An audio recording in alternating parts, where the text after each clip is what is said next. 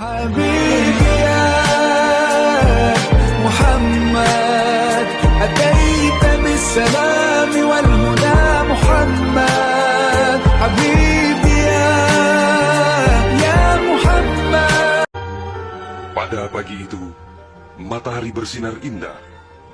Anak manusia baru saja memulai rutinitas sehari-hari. Para nelayan berada di laut lepas. Kaum ibu sedang sibuk di dapur. Anak-anak usia sekolah menikmati hari libur. Sebagian pemuda sedang berolahraga. Sebagian lagi bersiap-siap menuju pantai untuk rekreasi. Para buruh bangunan sedang bekerja. Suasana pasar hiruk-pikuk dengan berbagai transaksi. Burung-burung baru saja meninggalkan sarang. Tiba-tiba pukul 7:58 waktu Indonesia Barat, hari Ahad, 26 Desember 2004, bumi Serambi Mekah berguncang dahsyat. Guncangan gempa pada 8,9 skala Richter itu berlangsung puluhan menit tanpa henti. Bumi bergerak ke bawah dan ke atas, ke kiri dan ke kanan, berayun-ayun terus-menerus. Orang-orang berlari keluar rumah, berkumpul di jalan-jalan dan lapangan terbuka. Mereka seperti berada dalam tampi. Kepala terasa pusing, sehingga banyak yang terjerembab ke bumi. Suara azan Allahu Akbar berkumandang dari menara-menara masjid dan menasa. Suara zikir pun membahana di mana-mana. Jutaan mulut manusia melafazkan asma Allah dan Rasulullah secara terus-menerus. La ilaha illallah, Muhammad Rasulullah.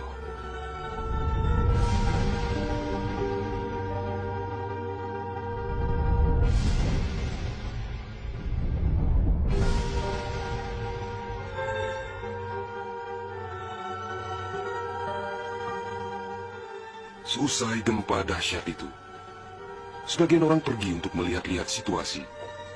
Karena terbetik kabar bahwa di tempat tertentu ada bangunan yang rubuh, ada tanah yang terbelah, dan ada pula rumah yang ditelan bumi. Tidak terpikirkan oleh mereka apa yang akan terjadi setelah itu. Tidak ada tanda-tanda alam yang begitu kentara. Tidak ada yang mampu menafsirkan dan menduga sebentar lagi akan terjadi bencana maha dahsyat yang meluluh lantakkan permukiman penduduk sepanjang pesisir Aceh. Tidak ada pula yang mampu menerjemahkan berbagai firasat atas pusaran nasib yang bakal menimpa tanah rencong. Juga hampir tidak ada yang memahami tanda alam, manakala air laut surut beberapa ratus meter. Orang-orang di pesisir pantai tampak asyik mengumpulkan ikan yang menggelbar-gelbar. Bahkan air sungai pun mengering. Namun tidak ada yang dapat membaca tanda-tanda itu. Mereka seakan melupakan gempa yang baru berlalu.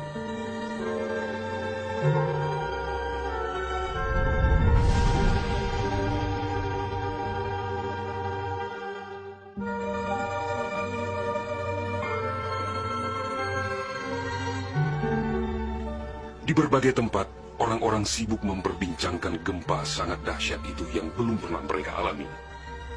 Namun tak lama kemudian orang-orang mendengar bunyi dentuman sangat keras, disusul suara gemuruh dari arah laut.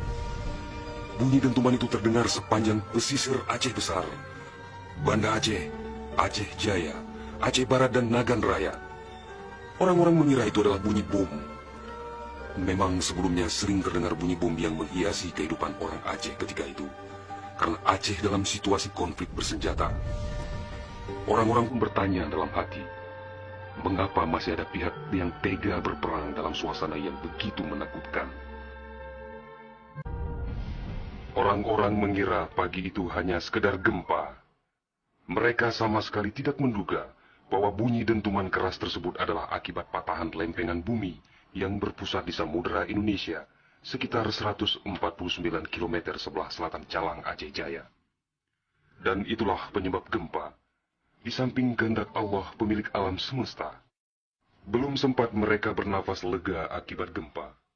Dalam suasana gebalau dan kucar-kacir itu, tiba-tiba daratan diterjang air laut. Air berwarna hitam pekat itu datang sangat tiba-tiba dengan suara gemuruh yang menakutkan. Ia berlari sangat cepat, menerjang apa saja yang dilaluinya. Di tempat-tempat tertentu air mencapai ketinggian 18 meter. Bahkan ada yang mencapai 35 meter, seperti di kawasan Lukna. Dari jauh air yang beringas itu tampak bagaikan rupa naga yang menggeliat-geliat mencari mangsa. Air dengan kecepatan 900 km per jam itu bagaikan bulldozer yang melumut apa saja yang ditemuinya. Orang-orang berusaha menyelamatkan diri dengan berbagai cara.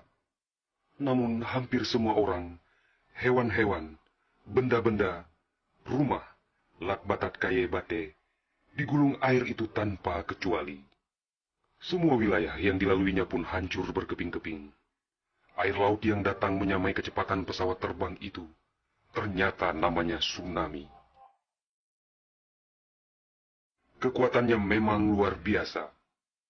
Kapal apung PLN yang diparkir di perairan Ulelulu, Banda Aceh, digelandang tsunami sampai 3 km ke darat. Kapal itu sekarang menjadi objek wisata tsunami. Demikian juga kapal angkut Sendalas milik PT SAI diseretnya ke atas badan jalan negara Banda Aceh melabuh di Lokna.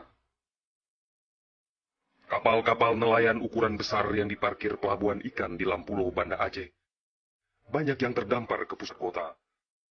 Termasuk mesin cetak harian Serambi Indonesia dikerungcut di bawah tsunami sejauh 1 km. Kendaraan roda 4 hancur tak berwujud. Rumah dan toko-toko serta bangunan lain yang kokoh pun hancur lebur rata dengan tanah. Semuanya di luar dugaan manusia, seakan sebuah mimpi buruk yang sangat langka.